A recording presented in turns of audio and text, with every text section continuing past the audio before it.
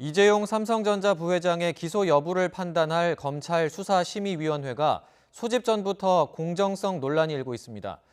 위원장을 맡은 양창수 전 대법관의 과거 행적과 인맥 등을 볼 때 삼성에 편향된 인사라는 지적이 제기된 겁니다. 대검찰청은 오는 26일에 위원회를 소집하기로 결정했는데 수사팀은 기피 신청 여부를 고심하고 있습니다. 박기환 기자입니다.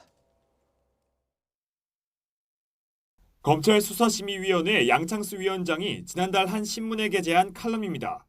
이재용 부회장의 대국민 서가를 언급하며 이건희 회장이 이재용 부회장에게 기업 지배권을 물려줬다는 이유로 사죄해야 하느냐고 지적하고 있습니다.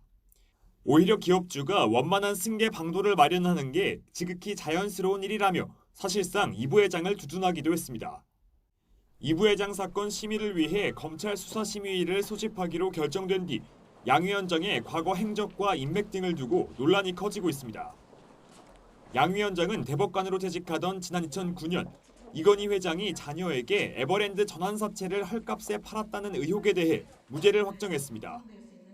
이른바 삼성 떡값검사 명단을 공개한 혐의로 기소된 고 노회찬 의원 사건에 대해선 직접 주심을 맡아 무죄를 선고한 원심을 깨고 유죄로 판단하기도 했습니다. 삼성 측과 혈연 학연으로 밀접하게 엮인 인맥을 두고도 말이 많습니다. 양 위원장의 처남은 삼성그룹 계열사인 삼성서울병원 권호정 병원장이고 이번 사건의 핵심 피의자인 최지성 전 부회장과는 고교 동창 사이로 알려졌습니다.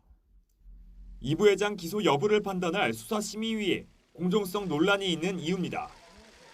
위원장은 표결엔 참여하지 않지만 위원을 추첨하고 일정을 잡는 등 사실상 위원회를 이끄는 역할을 합니다. 위원이 심의 대상과 친분이나 이해관계가 있을 경우 스스로 회피 신청을 하거나 담당 검사와 심의 신청인이 기피 신청을 할 수도 있습니다.